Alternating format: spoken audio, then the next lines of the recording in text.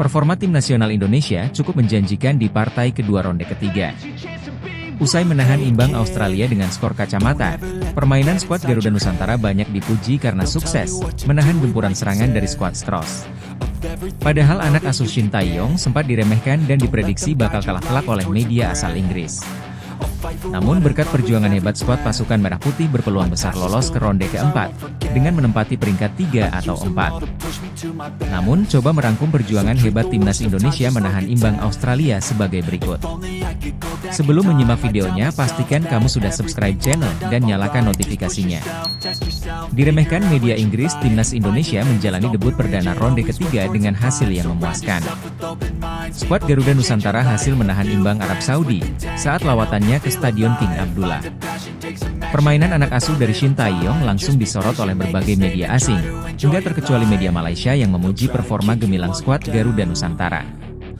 Makan Bola menyebut permainan timnas Indonesia cukup memukau dan memanjakan mata. Hasil imbang kontra Arab Saudi membuat publik tanah air memberikan ekspektasi besar. Mereka berharap kalau skuad Garuda Nusantara bisa kembali menyajikan permainan indah di laga kontra Australia. Namun ekspektasi besar tersebut dipatahkan oleh prediksi media asal Inggris. Sportsmall malah memprediksi kalau Indonesia bakal kalah telak dengan skor 0-3 atas Australia. Media itu memperkirakan jika performa skuad Garuda Nusantara bakal tampil mengkhawatirkan, sebab Australia sendiri dianggap jauh lebih baik. Dengan kedalaman skuad yang lebih matang, padahal Indonesia sudah tampil berbeda dengan hadirnya beberapa wajah baru. Skuad Garuda Nusantara tercatat punya 6 pemain baru dibandingkan saat jumpa Australia di Piala Asia 2023. Mayoritas pemain mempunyai kualitas grade A, mulai dari Jai Ijes, Hom Haye, Nathan Choeon, Kelvin Verdong, Ragnar Oratmangoen, hingga Martin Paes. Tentu saja tambahan amunisi anyar akan membuat kekuatan Garuda meningkat. Perjuangan hebat timnas Indonesia, anggapan miring media Sportsmall bisa dilihat dari sejumlah analisisnya. Skuad Garuda Nusantara harus melakukan perjalanan cukup jauh dengan rentang waktu yang mepet. Benar saja Shin Tae-yong mengatakan anak asuhnya nggak 100% dalam keadaan bugar. Hebatnya anak asuh Shin Tae-yong menyajikan perjuangan tanpa kena lelah sejak peluit dibunyikan. Pasukan Merah Putih sudah menunjukkan dominasinya dalam 10 menit pertama. Saat itu kesempatan emas lahir dari kaki Rafael Struijk di sudut sempit. Sayangnya sepakan pemain 21 tahun itu masih bisa ditepis oleh kiper Matthew Ryan. Setelah itu skuad Stross mulai keluar dari tekanan dan berbalik menyerang pasukan Garuda. Hingga tanggung-tanggung 9 sepak pojok mampu dibukukan Australia di babak pertama. Beruntung Indonesia punya pertahanan kokoh berkat Jai Ijes, Rizky Ridho dan Justin Hubner. Ketiganya sangat sigap dan solid mematahkan semua serangan. Kelvin Verdong yang menempati bek sayap kiri juga berhasil mencuri perhatian. Pemain 27 tahun ini bermain lugas hingga mencatatkan 18 aksi bertahan gila. Mulai dari 10 recovery ball, 2 blok, 5 sapuan, 5 tackle sehingga mendapatkan rating 8,1 dari FOMO. Pertahanan solid pasukan Garuda sampai-sampai mendapatkan pujian dari media Al Jazeera. Media Qatar ini menyebut lini bertahan Garuda menyajikan sistem permainan yang terorganisir. Mereka kagum karena gempuran dari Australia gak ada satupun yang berhasil menjadi gol. Pendapat serupa juga disampaikan oleh media asal Amerika Serikat yakni ESPN. Media ini menuliskan kalau Indonesia lagi-lagi berhasil bertahan dan membuktikan diri kalah berhadapan dengan tim tangguh. Menggilanya performa Martin Paes. Selain lini pertahanan yang main bagus, Martin Paes juga kembali unjuk gigi menyelamatkan gawang timnas Indonesia. Laga ini menjadi pertandingan debut sang kiper di Gelora Bung Karno. Beberapa peluang emas skuad di Kanguru berhasil dimentahkan oleh ex-kiper FC Utrecht ini. Salah satunya ketika dirinya berhasil menepis tendangan Harry Sotar di menit ke-20. Martin Paes bahkan berhasil menghalau tendangan keras dari Adam Taggart yang berdiri bebas.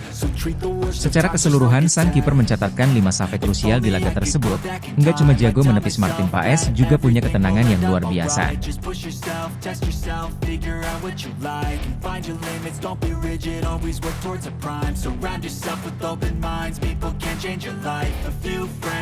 Hal ini terlihat kala dirinya berhasil mengecoh Nestor Iran Kunda dengan gocekan hebatnya.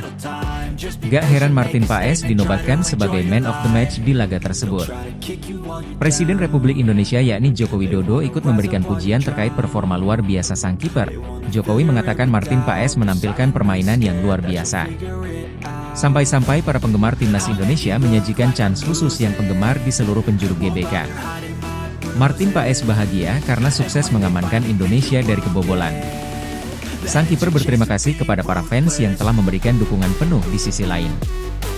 Graham Arnold selaku pelatih Australia mengaku frustasi karena gagal menjebol gawang Martin Paes.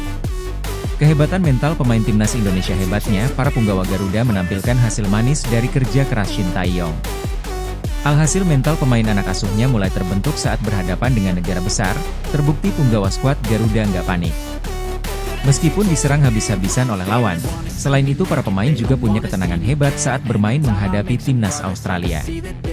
The Skrulls menggempur hebat Indonesia dengan catatan 65% ball position dan 19 tembakan. Meski begitu, hal ini nggak membuat mental punggawa Garuda tertekan. Salah satu momen ketenangan ditunjukkan oleh Rizky Ridho yang nggak langsung membuang bola. Bek Persija Jakarta ini mencatatkan 3 tackles, 2 intercept, dan 7 sapuan sukses. Ketenangan para pemain timnas Indonesia juga diakui langsung oleh Shin Tae-yong.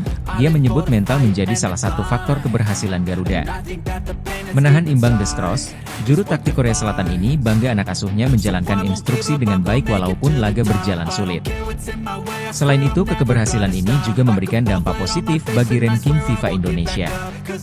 Skuad Garuda kembali sukses menyalip Malaysia dengan melesat ke peringkat 130 FIFA, padahal awalnya negeri jiran sudah bangga usai kembali meraih gelar juara di Piala Merdeka. Bertemu lawan lebih mudah di bulan Oktober. Setelah melawan Arab Saudi dan Australia, timnas Indonesia akan menghadapi Tiongkok dan Bahrain. Jika dilihat dari peringkat FIFA, skuad Garuda disebut bisa mengatasi kedua negara ini.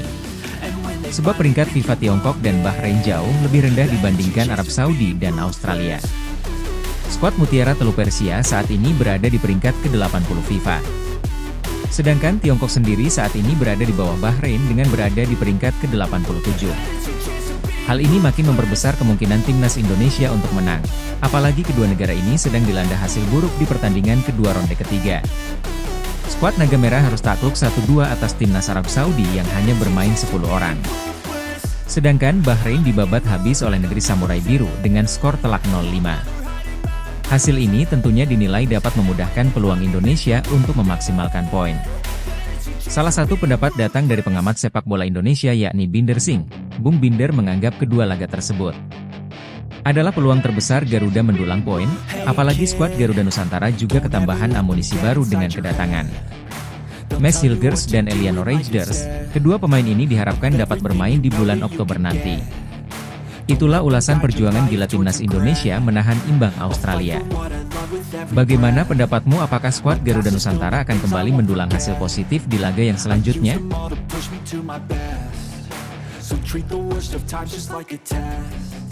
If only I could go back in time, I'd tell myself that everything will end up alright. Just push yourself, test yourself, figure out what you like.